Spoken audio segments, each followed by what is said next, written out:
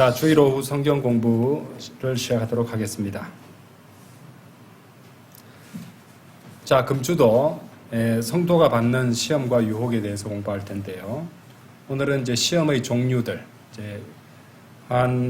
제 생각에는 한 2주, 3주 정도 소요될 것 같은데, 시험인데 이제 이 죄와 연관된 시험이죠. 또 유혹이라고도 말할 수 있는데, 그런 다양한 종류들을 통해서 우리가 경각심을 가지고, 왜냐하면 이제 우리가 공부하게 될 이 시험들은 그리스도인이 반드시 피해야 되고 여기에 빠지지 않도록 해야 되는 그런 우리가 경계해야 되는 그런 시험들입니다.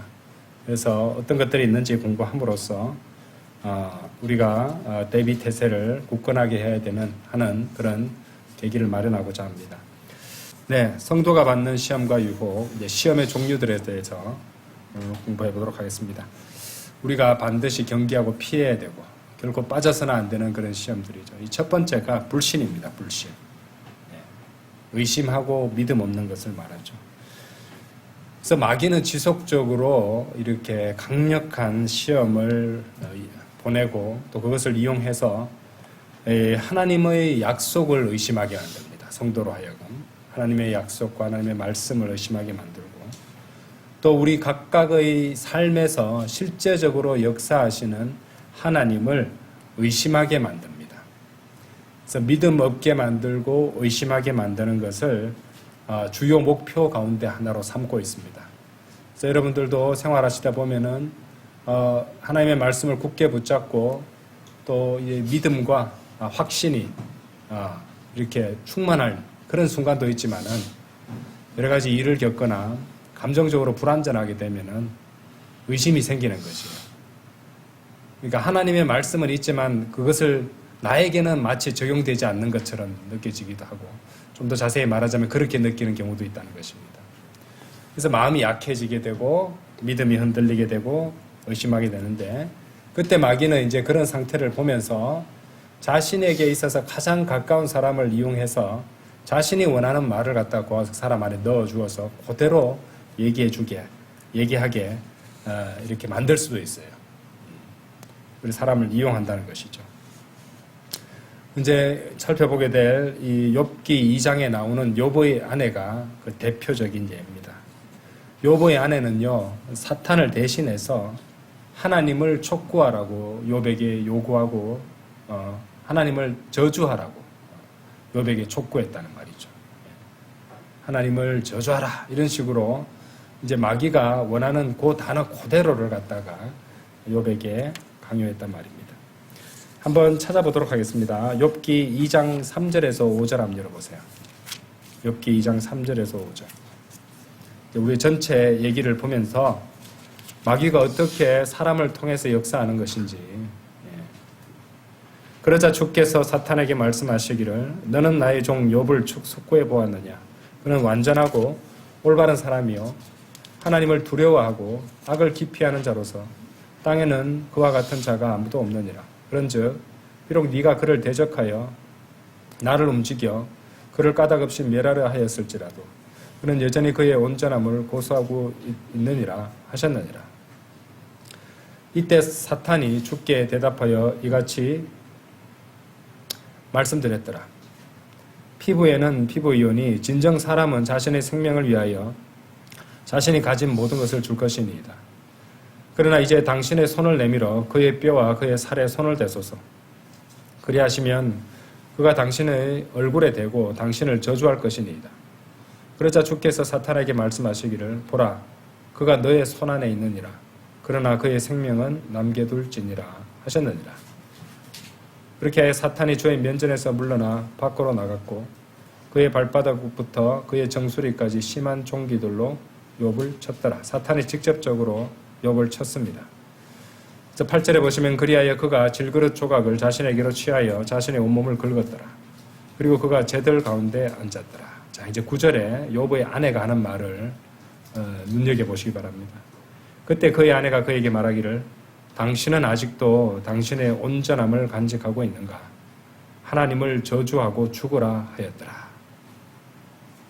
자, 그러면 5절과 9절을 비교해 보세요. 5절에 보시면은 그리하시면 그가 당신의 얼굴에 대고 당신을 저주할 것이니이다. 이 사탄이 했던 말인데, 사탄이 그렇게 말했던 그대로 자신의 목표를 달성하기 위해서 욥에게 이제 하나님에 대한 신뢰, 믿음을 없애고 의심하게 만들기 위해서 이제 9절에 보면서 당신은 아직도 당신의 온전함을 간직하고 있는가?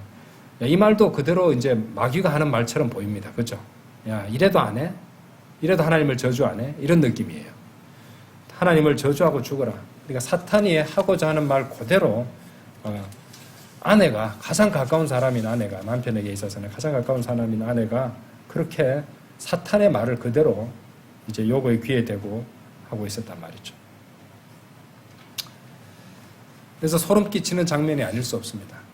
5절과 9절을 비교해 보시면은, 그래서 이제 여러분들은 이제 살다가 혹시 하나님의 말씀에 대한 의심이 생긴다.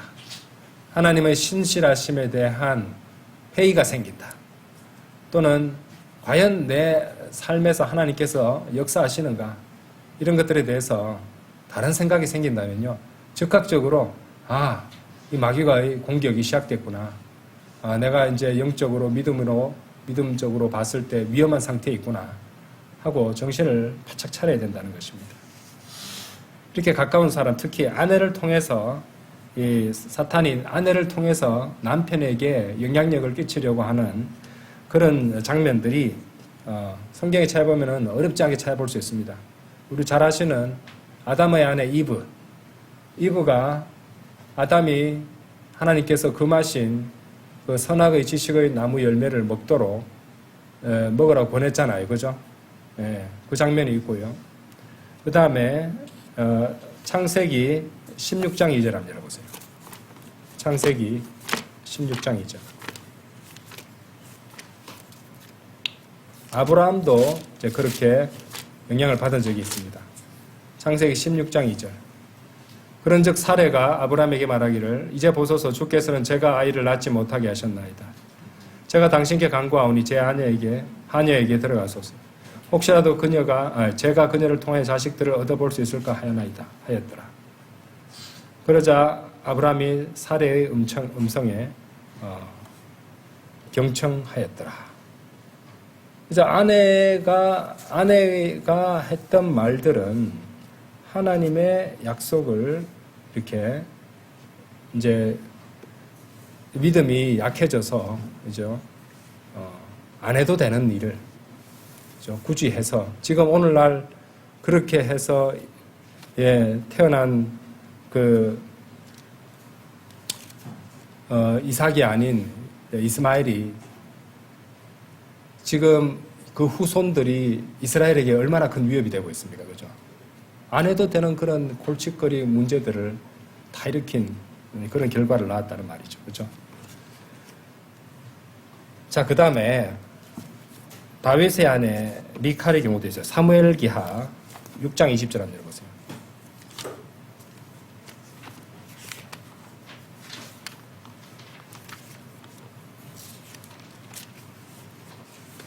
사무엘기하 6장 20절.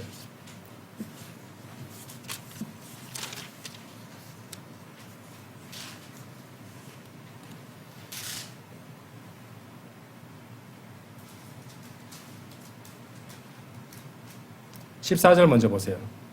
그러면서 다윗이 주 앞에서 자신의 있는 힘을 다해 춤을 추었더라. 그리고 다윗에게는 한 아마포 에봇이 둘러져 있었더라. 주의 법궤를 가지고 올라오는 그 대목이죠. 16절에 보세요. 그러다가 주의 법궤가 다윗의 도시 안으로 왔을 때 사울의 딸 미칼이 한 창문을 통하여 내다보았다가 주 앞에서 뛰어놀고 춤추는 다윗 왕을 목격하였더라.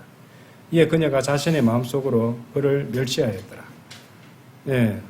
주님을 위해서 그렇게 하고 있었던 것인데 그만큼 그렇게 기쁨을 표현하고 또 온 힘을 다해서 그렇게 열심히 주님을 섬기는 그런 과정에 있는데 20절에 그때 다윗이 자기 집안을 축복하려고 되돌아갔더라. 그러자 사울의 딸 미칼이 다윗을 맞이하려고 나와 말하기를 이스라엘의 왕께서 오늘 얼마나 영광스러우셨는지 비꼬고 있죠. 오늘 자기 신하들의 몸종들의 눈이 있는 데서 마치 하잘것없는 사내들 중 하나가 부끄러움 없이 자기 몸을 드러내듯 자신의 몸을 드러내셨나이다 하였더라.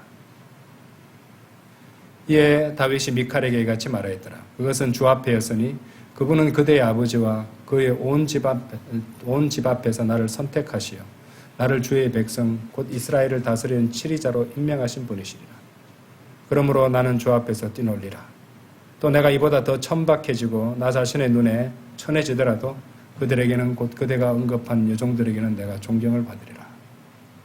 그러니까 이렇게 지금 이 구절에서는 어리석게 입을 연 것에 대해서 이제 23절에 보시면은 대가가 있어요. 그죠? 그러므로 사울의 딸 미칼이 그녀가 죽는 날까지 자식이 없었더라. 그래서 함부로 입을 놀려도 안 되는 것이에요. 마음속으로 멸시하였더라. 그 마음에 16절에 있었던 그 마음에 가득한 것이 멸시가 비꼬는 말로 20절에 나왔고 그렇게 그런 하나님 앞에서 그래 즐겁게 뛰노는 모습, 이런 모습을 갖다가 경멸하는 건 누가 그러겠습니까? 마귀적인 것이잖아요. 그죠? 그렇게 하고 나니 결국에는 그 도구로 쓰임 받았던 사람은 그렇게 비극을 겪을 수밖에 없다는 것이죠. 이런 점들을 한번 생각해 보시고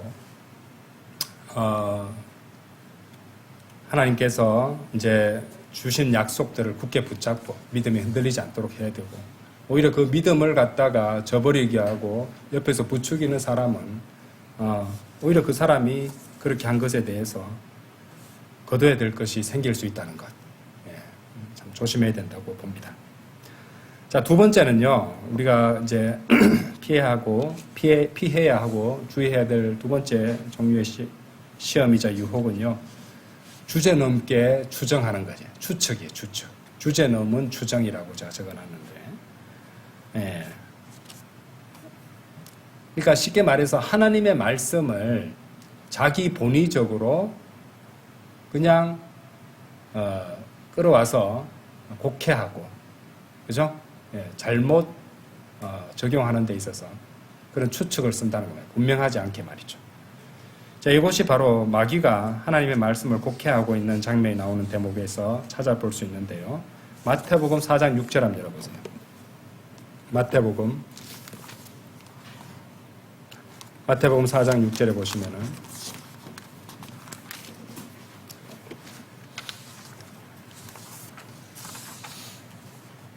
그분께서 말하기를 만일 네가 하나님의 아들이면 스스로 뛰어내려보라. 이는 기록되기를 그분께서 자신의 천사들에게 너에 관한 명을 내리시리니 그리하면 그들이 자신들의 손으로 너를 떠받쳐서 어느 때라도 네가 너의 발을 돌에 부딪히는 일이 없게 하시리라 하였기 때문이라 하니라. 이 대목 우리가 여러 번 공부했던 대목입니다. 그렇죠? 그리고 이제 다양한 주제로 공부를 했는데 오늘은 또 다른 새로운 측면에서 또 이 말씀을 설명을 좀 드리도록 하겠습니다.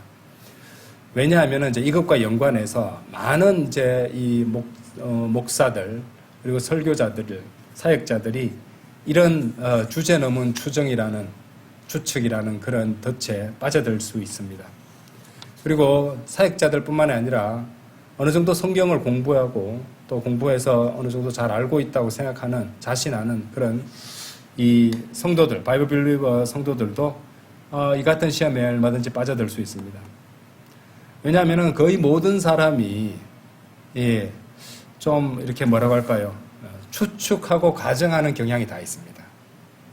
특히 하나님의 말씀을 가지고 꼼꼼하고 분명하게 살펴봐야 되는데 적당히 그렇게 추측하고 추정하는, 그리고 하나님께서 이렇게 정하신 적용을 두고 주제 넘게 자기 본의로 추측하는 자기 생각에 빠져서 그렇게 가정하는 경향이 있다는 것이죠.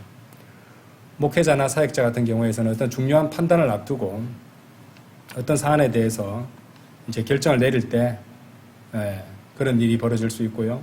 성도들과 상담을 하면서 즉각적으로 좋은 상담을 주려는 그런 부담이 있어서 이렇게 말씀을 갖다가 억지로 당겨서 적용시키고 설명하고 충고하는 경우도 있습니다. 그런데 이제 솔직한 사역자라면요, 상담을 할 때 이렇게 해야 될 겁니다. 당장엔 그 부분에 대해서는 굉장히 복잡한 문제이니까 저에게 주님께 기도드리면서 지혜를 구할 시간을 좀 주십시오.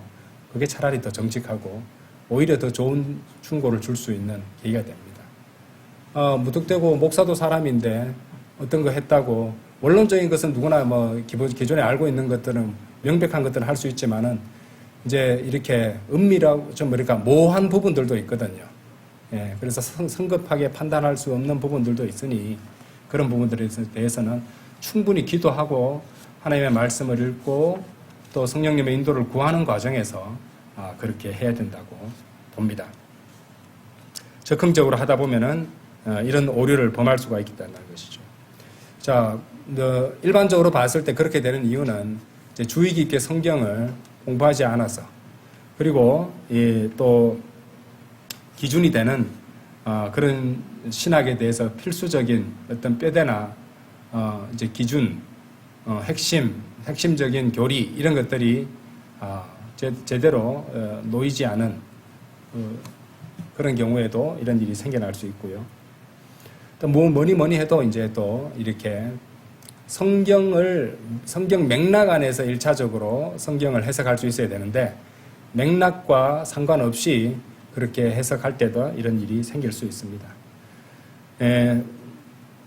그래서 이제 이렇게 교단 교회들에서 어떤 행사 같은 걸 할 때 어떤 어떤 주제를 제시하고 구절을 해놨는데 이렇게 찾아보면은 전혀 다른 맥락인데 그냥 그 관련되는 단어 몇 개가 들어있다는 이유로 엉뚱하게 적용시키는 것을 보고 실수를 금치 못했던 적이 있는데 그런 것도 조심해야 된다는 것이죠. 맥락을 무시해서는 안 된다는 것입니다. 근데 이 모든 것들을, 이런 오류를 범하게 되는 가장 근본적인 원인에는요, 성급함입니다. 그러니까 하나님보다 먼저 앞서가고자 하는 성급한 태도가 주제넘게 하나님의 말씀을 이렇게 그릇되이 추정하고 가정하는 그런 오류를 낳는다, 이렇게 생각하시면 되겠습니다. 이런 태도, 성급한 태도를 갖고 있다 보면요, 말씀을 잘못 적용하고 결과적으로 하나님과 무관하거나 하나님 뜻과는 상관없고 또 하나님보다 앞서가는, 하나님의 뜻과 같은 방향이라 할지라도 정확한 타이밍이 다 있는 것인데 하나님보다 먼저 앞서가는, 그러니까 이것은 선한 일이고 이것은 옳은 일이니까 이것은 지금 해야 돼. 사람들 그렇게 생각하기 쉽습니다만은 그건 본인 생각이고요. 하나님께서는 모든 것들이 다 순서에 맞게 또 그분의 뜻이 다 있는 것인데 그것을 생각하지 않고 그냥 성급한 마음에 마귀처럼 재림 때 있을 일을 갖다가 초림 때 적용하도록, 그렇게 이제 예수님께 제안했던 거잖아요. 그죠? 결과적으로 예수님한테 자살을 권유하고 있었던 것이에요.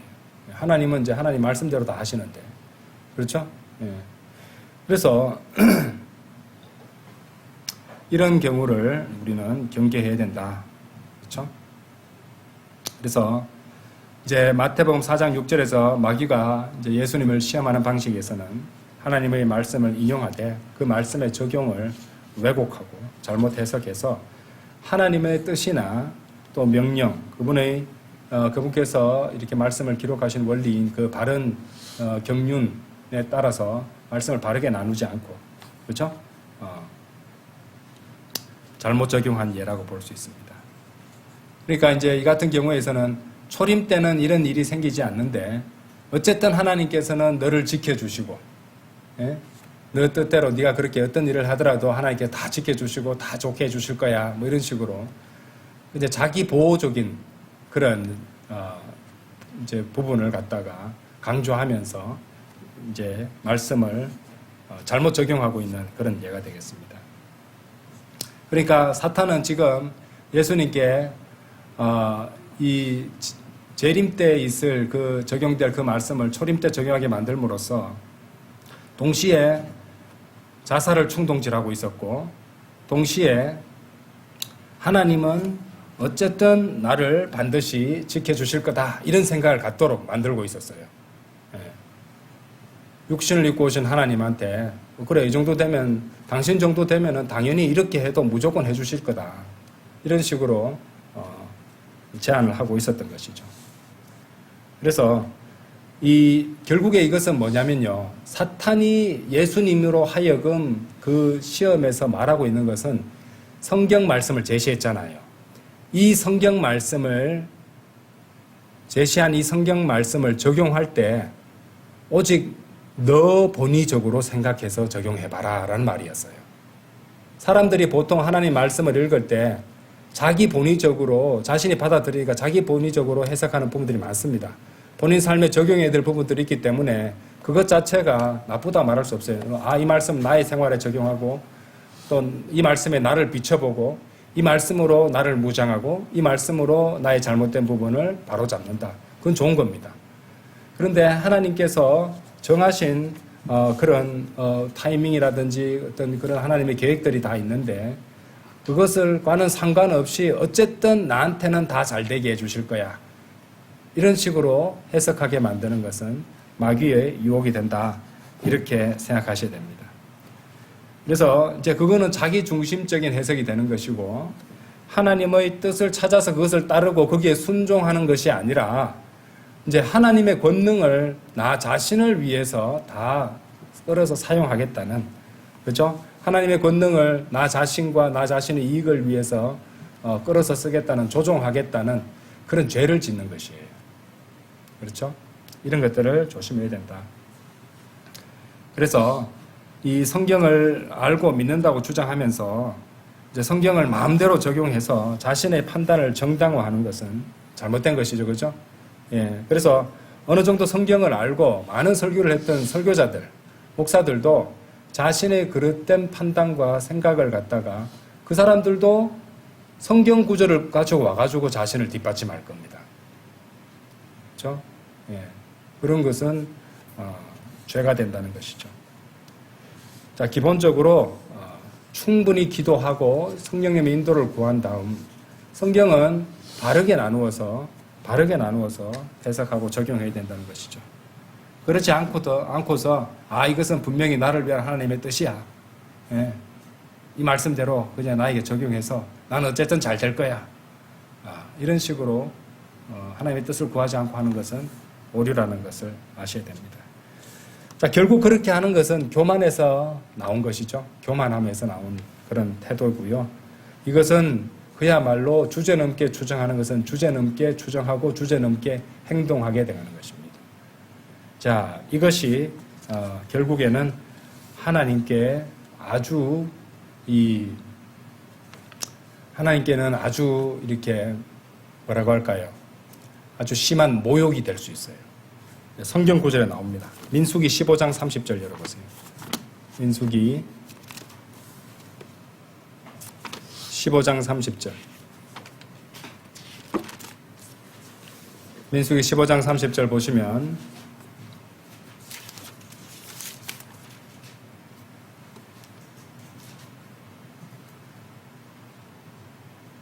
그러나 그 지역 가운데 태어난 자든지 타공인이든지 그 혼이 조금이라도 주제넘게 행한다면, 주제넘게 행한다는 말이 나오죠.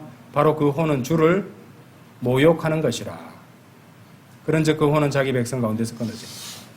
그래서 그리스도인이 주님을 모욕하는 것은 결코 하고 싶지 않은 일 아닙니까? 그죠? 그래서 하나님의 말씀을 주제넘게 가정하고 자기 성경을 제대로 배우지 않고 바르게 나눠서 배우지 않고, 그렇죠? 자의적으로 자기 본의적으로 그릇되게 해석하고 그것에 맞춰서 행동한다는 것은 결국에는 주님을 모욕하는 것이다. 하나님을 모욕하는 것이다.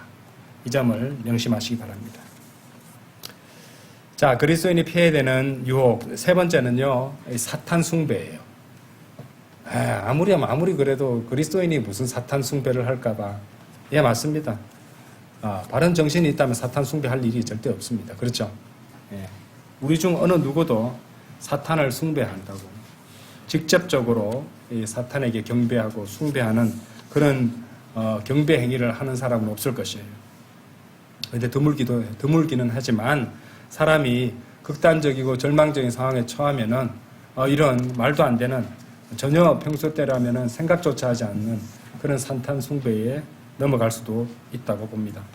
자, 마태복음 4장 9절 한번 보세요.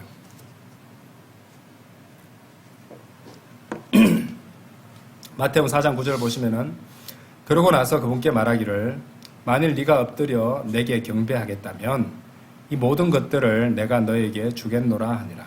이거 보세요. 사탄이 예수님께 엎드려 내게 경배하라. 그러면 다 줄게. 이렇게 제안을 했단 말입니다. 이 고린도후서 4장 4절에 보시면요. 이 사탄은요. 이 세상의 신이라고 일컬어집니다. 이 세상의 신은 대담하게도 육신을 입고 오신 하나님이신 예수님께 자신에게 경배하면 세상의 모든 것들을 주겠노라고 그렇게 주님께 제안했단 말이죠. 자, 그런데 이제 세상을 경배하면 세상을 주겠다라는 이런 측면에서 한번 생각해 봅시다. 그러니까 세상과 그 안에 있는 것들을 얻기 위해서 이제 하나님의 말씀을 타협하고 또 세상과 간음하고 그러다 보면 결국에는 그것은 이제 하나님의 말씀을 타협하고 세상과 간음하는 것은 결국에는 하나님의 말씀을 거역하고 그분을 배신하는 것이니까 결국 마귀에게 엎드리는 것이나 다름없다. 이렇게 말할 수 있을 것입니다. 그런 측면에서 보면은 그런 의미에서의 사탄 숭배자들은 오늘날 넘쳐납니다. 그렇죠? 검은 옷을 입고 해골 위에 초를 켜놓고 직접적으로 명시적으로 하는 사탄 숭배는 아니라 할지라도 아주 은밀하고 좀 더 모호한 그러한 사탄 숭배의 유혹을 우리는 거기에 넘어간 사람들을 목도할 수 있다는 것이죠. 세상의 인기를 쫓는 교회들 아무래도 그렇겠죠. 세상의 인정을 받으려면 세상과 간음할 수밖에 없습니다. 대중적인 인기, 돈, 명성, 큰 건물, 사람들이 많이 모여놓으면 사람들이 전부 다 올바른 믿음을 가진 사람이 다 있는 게 아니잖아요. 그죠? 그러니까 이제 이 교회에 가면은 내가 경제적 이익을 얻을 수 있고 사업하는데 도움이 될 수 있고 내 커리어에도 도움이 될 수 있다. 그러면 그런 사람들이 많이 있어야지 또 그런 사람들이 또 그런 사람들을 보고 더 많이 올 것 아닙니까? 이런 사람 저런 사람 다 받아들이려면은 성경 말씀 그대로 설교도 할 수 없습니다. 그죠? 좋은 얘기, 사람들이 기분을 나쁘지 않게 하는 얘기, 강력한 설교는 할 수가 없어요. 다 긍정적이고 좋은 얘기, 그죠? 사랑을 강조하고 사회 봉사를 강조하고 당신 이제 사회에 봉사하고 또 좋은 일을 많이 하면은 인정받는다는 얘기, 그죠? 부자 된다는 얘기. 내가 훌륭한 사람이구나. 내가 이 교회 다님으로써 외부 사람들에게 아주 고매하고 아주 고상한 인격의 소유자로 비춰지겠구나. 이런 생각이 나도록 만드는 설교들을 해야 돼요. 그러면 사람들이 쫙 늘어납니다. 네. 그래서 더 교회 시설도 좋아야 되잖아요. 건물도 크고, 그죠? 교회 전용 버스도 있고, 그렇죠? 성가대도 아주 화려한 옷을 입고 하고 있고, 피아노는 좀 모양이 빠지니 파이프 올간 같은 거 해놓고 좀 더 경건하고 엄숙하게 보이도록 만드는 장치들을 만들고 그렇게 해야지 세상 사람들이 좀 기웃거릴 수 있다는 말이죠. 그러니까 그렇게 하려면 결국에는 다른 진리의 지식도 잘 모르겠지만은 안다 할지라도 아는 지식도 아는 진리도 노출을 덜 시켜야지 사람들 기분을 나쁘지 않게 한단 말입니다. 그렇죠? 지옥 같은 거는 절대로 설교하지 말고요. 부정적인 거 하지 말고요. 그렇죠? 그러니까 하나님의 말씀을 이렇게 받은 그렇게 청지기로서 자신이 해야 되는 그런 역할을 제대로 수행하지 않고 세상과 타협해버리면 그건 마귀에게 무릎을 꿇는 거잖아요. 그렇죠? 하나님을 믿으면 성공하고 부자가 된다고 호도하는 이 소위 말하는 번영신학 이런 것도 마찬가지겠죠. 하나님의 뜻보다도 인간이 세상에서 잘 되고 승승장구하고 부자가 되는 것, 복 받는 것을 가장 선으로 드높이는 그런 것이잖아요. 결국에는 그러려면 세상에 있는 것들을 소유해야 되니까 정확히 마귀에게 경배해야 되는 겁니다. 기독교계 바깥의 세상은 굳이 열거하지 않아도 되겠죠. 세상에 있는 모든 문화들, 미디어들, 정치, 경제, 문화예술 모든 것들은 결국에는 마귀적인 요소를 다 갖고 있습니다. 이제 어느새 그렇게 돼버렸죠. 스포츠 포함해서 말입니다. 지속적으로 마귀적인 메시지와 마귀적인 이 상징 같은 것들 영화에서 계속 노출시킵니다. 사람들한테 익숙하게 만들려고. 마귀적인 생각, 마귀적인 어떤 주장들 계속해서 사람들한테 세뇌시키고 있습니다. 뭘 통해서? 영화나 드라마 이런 것들을 통해서 계속해서 사람들에게 세뇌시키고 있고, 나중에 이제 적그리스도가 등장했을 때는요, 전혀 어색하거나 나쁘지 않게 생각한다는 것이죠. 뉴노멀이라는 말이 요즘 최근에 했잖아요. 노멀이라고 전통적으로 우리가 판단하고 갖고 있던 기준들이 다 바뀌는 시대에 살고 있다잖아요. 왜? 전통적이고 그런 것들은 성경적으로 기반을 둔 것들이 많으니까 이런 것들을 다 무너뜨리고 새로운 노말이 돼야지 이 적그리스도가 나왔을 때 사람들이 거부감 없이 받아들이게 된다는 것입니다. 지금 그런 작업에 되어 있습니다. 그렇죠? 자, 정치운동, 세계 권력의 측면에서도 역시 마귀적인 것들은 넘쳐나죠. 주로 그들이 내세우는 게 뭐냐면요, 평화와 번영입니다. 평화와 번영. 그걸 내세우면서 세계 정부 운동, 통합 운동, 그죠? 이런 운동을 지속적으로 시행하고 있습니다. 그러니까 이제 세계 권력도 마귀 밑에 있는 거예요, 지금. 이 세상의 권력도요. 돈과 권력, 이 모든 것들이 마귀가 다 이 세상의 신이 관장하고 있어요. 그 밑에 이제 마귀들과 정사들, 그죠? 이런 자들이 또 세계 지도자들의 영향을 끼치고 있고, 또 명시적으로 드러나지 않은 그런 지배 세력들이 있어서 이 자들이 뒤에서 세계 정세를 이끌어가는, 영향을 끼치는 그런 것들이 있다는 것입니다. 그리고 그들의 모든 배후에 제일 위에 올라가 보면 사탄이 있다는 것이죠. 자, 이 세상에서 그렇게 감언 이술로 사람들한테 이렇게 전달하고 또 계속해서 지속적으로 세뇌시키는 이 평화와 번영에 대해서 하나님께서 무엇이라고 말씀하시는지 한번 보도록 하겠습니다. 신명기 23장 3절 한번 보세요. 신명기 23장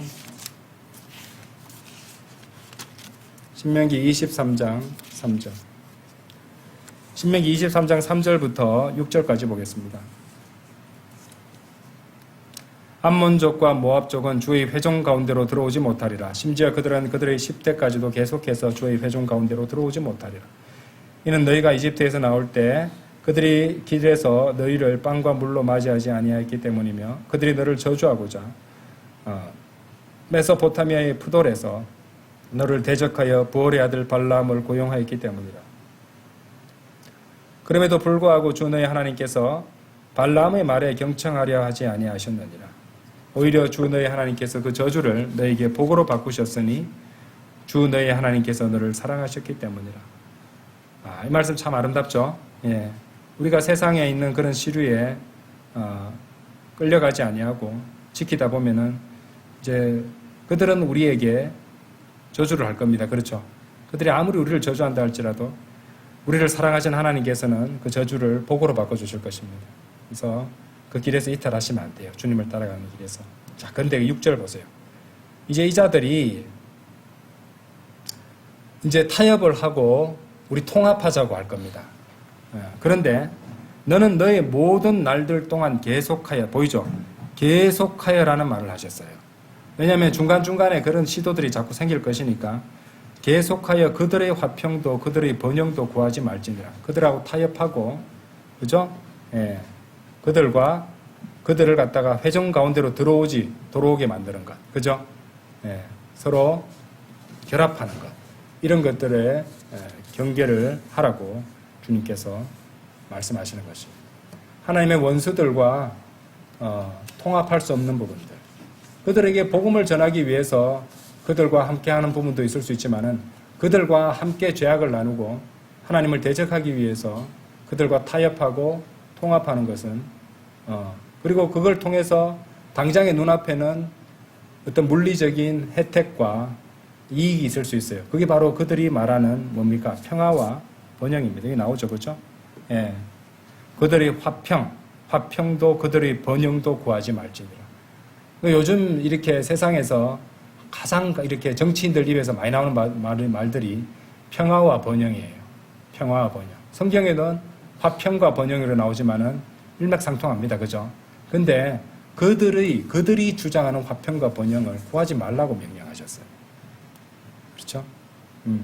타협하고 그렇게 함께 하다 보면은 결국에는 마귀에게 경배하고 있는 자신을 발견하게 된다는 것이죠.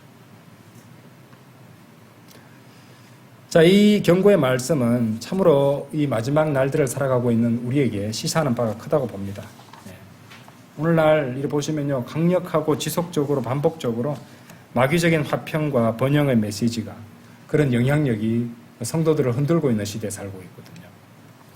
그래서 우리는 경계를 해야 됩니다. 자, 그런데 여기가 많은 사람들이 간과하는 한 가지를 설명을 드리겠습니다. 마귀가 예수님께 자신한테 경배하면은 이 세상 왕국을 다 주겠다, 그 안에 있는 모든 걸 다 주겠다라고 제안한 것은 사실 그럴 만한 능력이 있었어요. 거짓말이 아니었어요.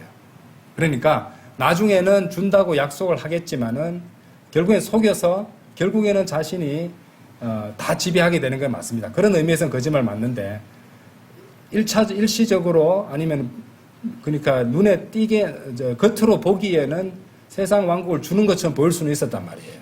왜냐하면 그 사람이 그 존재가 사람이 아니고 그 마귀가 세상의 신이었기 때문에 그렇게 할 수 있었다는 것이죠. 그래서 현재로서도 이 세상의 신이잖아요, 마귀는. 그리고 이 세상에서 있는 어떤 물질들, 번영들, 이 세상에서 정치인들이 구하는 그런 평화를 갖다가 일시적으로, 표면적으로는 줄 수 있습니다. 거기에 속지 말란 말이에요. 사실은 그건 속임수거든요. 결국엔 그거는 마귀에게 경배함으로써 결국에는 마귀 수중에 들어가는 것이니까 마귀가 그걸 준다 할지라도 그거는 자기 게 아니에요. 그렇죠? 결국에는 그래 된다는 것을 알고 속으면 안 됩니다. 그리고 그런 것들을, 그런 물질적인 것들, 세상을 받기 위해서 필요한 마귀가 요구한 건 뭐였어요? 경배였잖아요. 경배. 하나님께 경배해야 되는데 마귀에게 경배하는 순간 어떻게 되겠습니까? 그래서 우리는 결코 그런 달콤한 제안에 속거나 굴복해서는 안 됩니다. 자, 그러려면 어떻게 됩니까? 이거를 다 주겠다고 했잖아요. 그런데 그것에 대해서 탐욕을 가지고 탐심이 있는 사람은 거기에 끌려가겠죠. 그렇죠? 그러려면 그것에 우리가 우리 자신을 갖다 지키려면 어떻게 해야 될까요?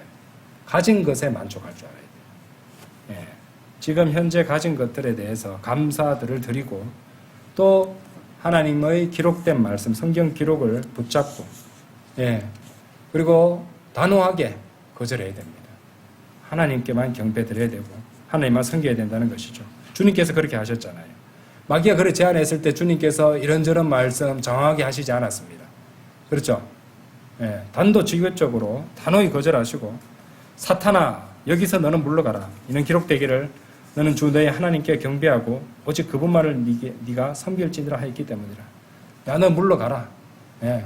왜냐하면은 하나님께 순종하고 있잖아. 말씀에. 하나님 말씀에 순종하고 사탄에게 대적하는 거잖아요. 그 뒤에 말씀에 순종하고 있는 모습. 성도가 하나님의 말씀에 순종하면 하나님의 말씀의 권능이 그 사람에게서 나타나는 거예요. 그죠? 사탄한테 이런저런 얘기 안 하셨어요. 하나님의 말씀이 너는 주 너의 하나님께 경배하고 오직 그분만을 네가 섬길지니라.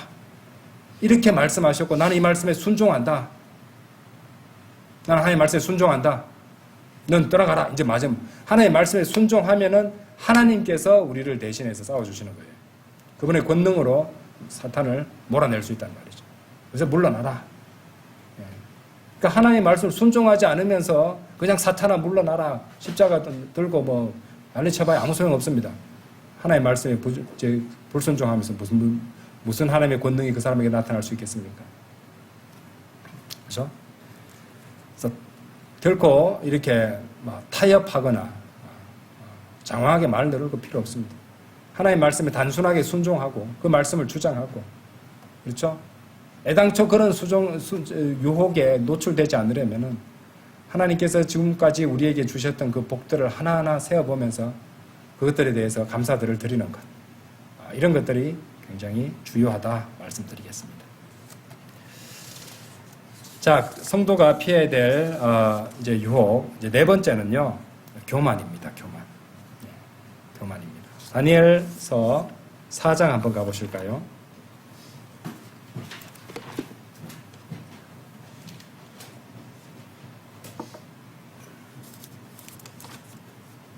다니엘서 4장 30절. 다니엘 4장 30절.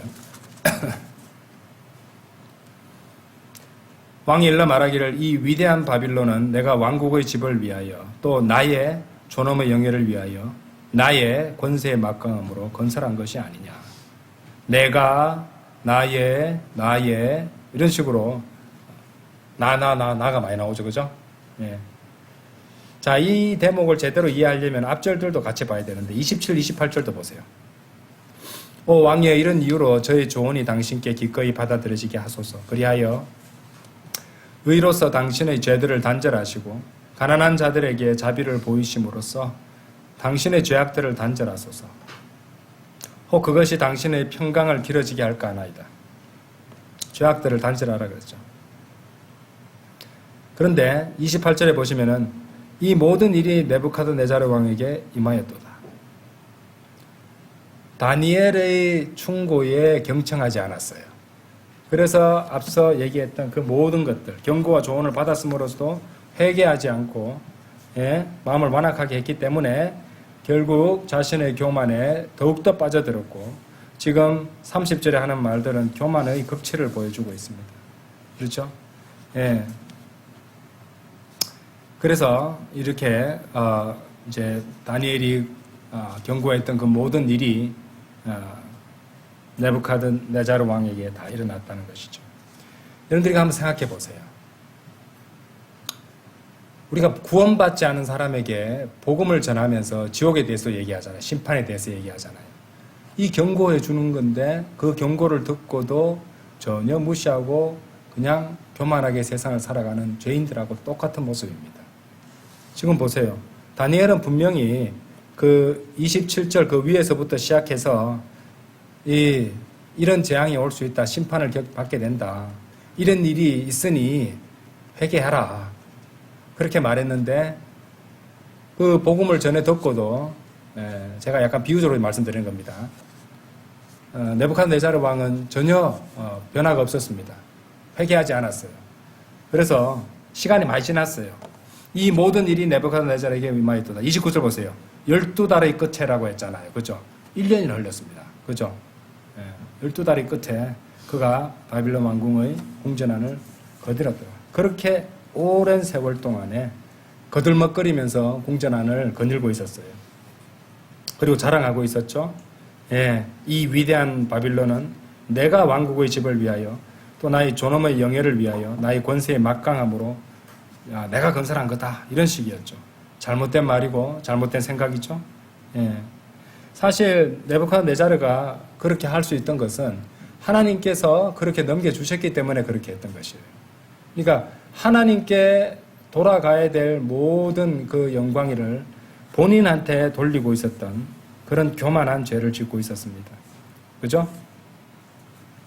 자, 예레미야서 27장 열어보세요.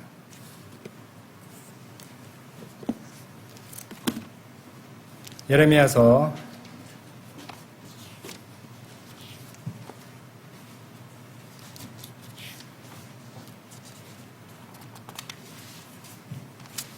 27장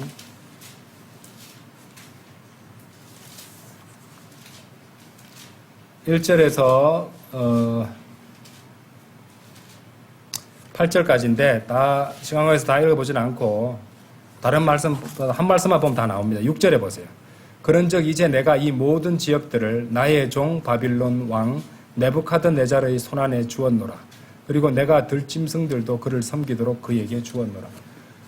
네부카드네자르 왕이 그렇게 다 정복하고 소유하게 될 수 있었던 이유는, 정복할 수 있게 있었던 유일한 이유는 하나님께서 그의 손에 다 주어셨기 때문에 그렇게 했다는 것이죠. 그러니까 하나님께서 그렇게 하셨는데, 하나님께서 그렇게 하시지 않았다면 네부갓네살은 아무것도 가질 수 없는 것인데, 본인이 그렇게 잘나서 한 것처럼 얘기하다가 이렇게 두드려 맞게 된다는 말이죠. 그렇죠? 자, 어떤 사람이요. 이제 사람은 자신이 부하게 됐다면은 보통 자수성가란 말을 많이 하잖아요. 그죠? 자수성가란 말은 뭡니까? 자기 손으로 그랬단 말이잖아요. 자기 능력으로. 그렇게 성실하게 일하면은 그렇게 부를 모을 수 있도록 하나님께서 그런 원칙을 정해주신 것도 있고, 실제적으로 하나님께서 그런 부를 모아주시는 부분도 있습니다. 신명기 8장 한번 열어보세요. 신명기 8장 18절. 신명기 8장 18절. 오직 너는 주 너의 하나님을 기억할지니라. 이는 너에게 부를 얻을 권능을 주시는 분이 그분이시기 때문이요. 그분께서 친히 너희 조상들에게 맹세하신 자신의 언약을 이날과 같이 확립하리라 하십니다. 그러니까 이 말씀에서는 사람에게 부를 얻을 권능을 주시는 분이 또 하나님이시라고 말씀하시잖아요. 자수성가가 어디 있습니까? 그러면은 자신이 그렇게 열심히 일할 수 있도록 건강을 주신 분은 누군데? 그런 능력을 갖고 태어날 수 있도록 해주신 분은 누구신데? 애당초 이 세상에 생명을 갖고 태어날 수 있는 건 누구 덕분인데요? 그런 생각 안 하고 자수성가했다고 떵떵거리고 그렇게 하고 있습니까? 그죠? 그러니까 자수성가 열심히 노력하고 성실하고 참 좋은 분들 많은데 하나님의 말씀을 거절하시는 분들은 그런 나름대로의 프라이드가 있는 거예요. 프라이드가 다르게 또 말하면 그것도 교만입니다. 그죠? 긍지도 되지만 교만도 된단 말이에요.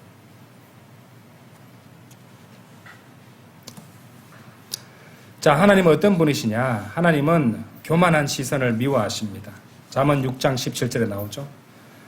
그리고 이 야고보서 4장 6절, 베드로전서 5장 5절에 나오시지만 이 교만한 자를 대적하세요. 그 다음에 잠언 16장 18절에서는 교만은 멸망에 앞서가고 거만한 영은 몰락에 앞서가느니라. 교만 다음에는요 멸망이 오고 거만한 영은 몰락에 이른다고 성경은 말씀하십니다. 그러므로 결코 하나님 앞에서 교만하거나 거만해지시면 안 됩니다. 그렇죠? 이런 사람들은 마귀의 올무에 걸려들기 쉽습니다.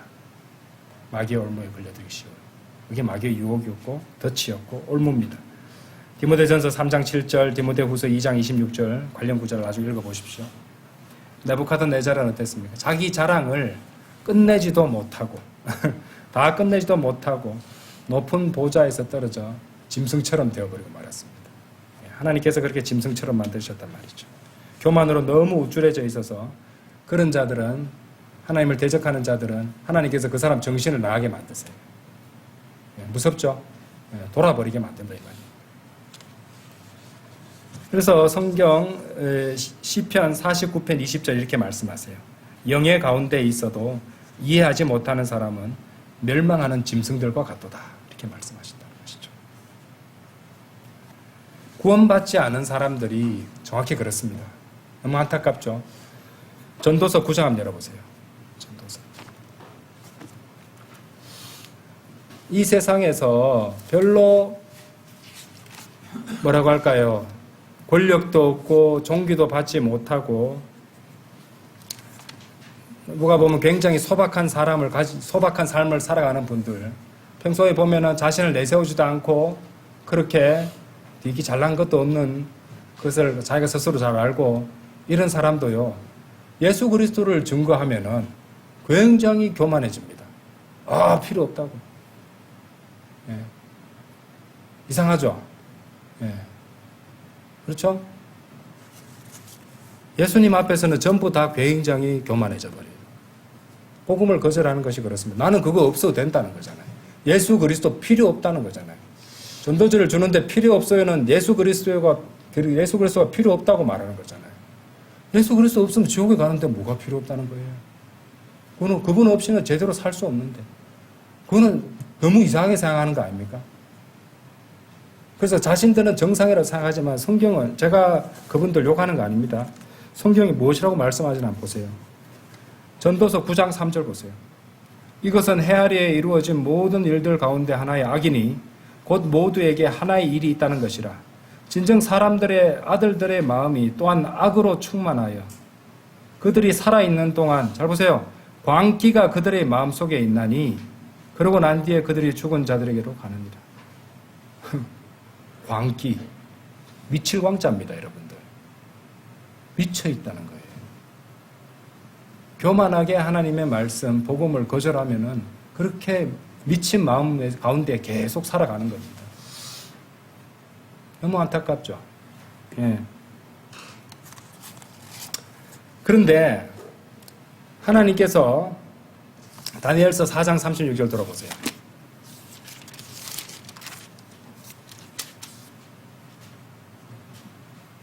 이제 느부갓네살 왕이 회개를 했어요.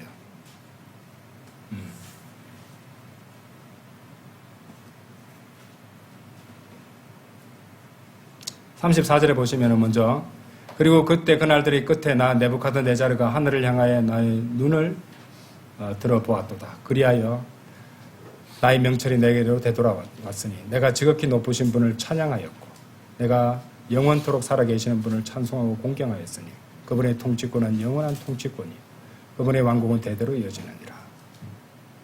그리하여 땅의 모든 거주자들은 아무것도 아닌 것으로 평을 받으리라.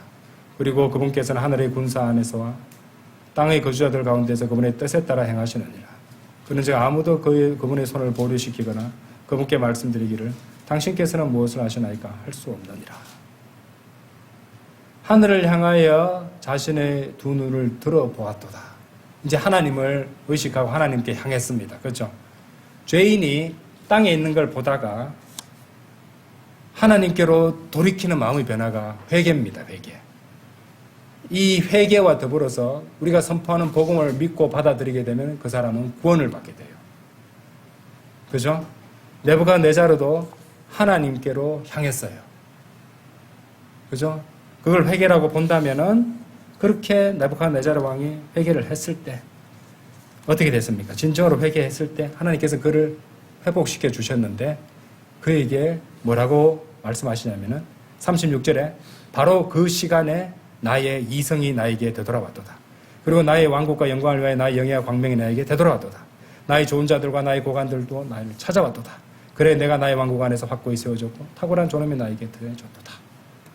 예, 비싼 수업료를 내고 치렀죠. 좋은 수업을 배웠죠. 그때 되돌아왔다는 거예요. 구원받지 않은 죄인도 그렇습니다. 광기 가운데 살아가고 있는 거예요. 구원받기 전에는. 그런데 회개하고 구원받고, 그죠? 그러면 하나님께서 성령님을 그 사람에게 주시고, 예, 영적 할례, 영적 수술을 받게 되고요. 그러면은 이제 새로운 생명이 살아나면서 이제 바른 생각을 하고 살 수 있게 되는 거예요. 그러면은 이 세상에 살아가는 모든 것들에 대해서 하나님의 관점으로 성경을 통해서 볼 수 있게 된다는 것입니다. 생각이 확 바뀌는 거예요. 예. 자, 나는 그래도 교만이 하다 보면은 좀 이렇게 긍지도 가질 수 있고, 좀 머쓱하던 그런 마음은 누구나 생길 수 있잖아요. 아니요. 교만은 단순히 우쭐거리는 마음 상태가 아니에요. 교만은 결국 하나님께 반역하는 것이에요.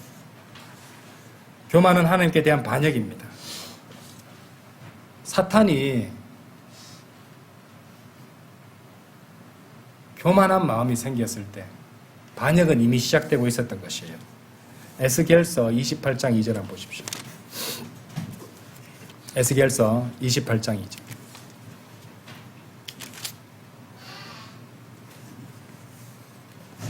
사람의 아들아 티로스의 통치자에게 같이 말하라. 주 하나님이 이같이 말하노라. 너의 마음이 지켜 세워져서 네가 말하기를 나는 한 하나님이로다. 나는 하나님의 자리와 바다들의 한가운데 앉아있노라 하였기 때문이라. 비록 네가 너의 마음을 하나님의 마음처럼 정하였을지라도 여전히 너는 사람이요 하나님이 아니니라. 하나님 없이 이 세상을 자기 뜻대로 살아가겠다는 것은 본인이 하나님이라고 생각하는 거 아니에요? 그렇죠? 예. 하나님 없이 살 수 있다. 하나님을 믿지도 않고 부정하고 하나님 없이 살 수 있다 생각하는 것은 바로 자신이 하나님이 되겠다는 말이고, 그것은 결국에는 뭐로 이어지나 한번 보십시오. 이사야서 14장 한번 열어보세요.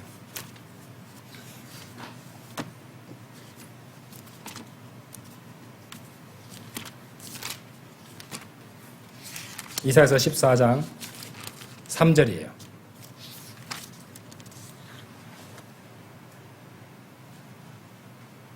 13절, 죄송합니다. 13절.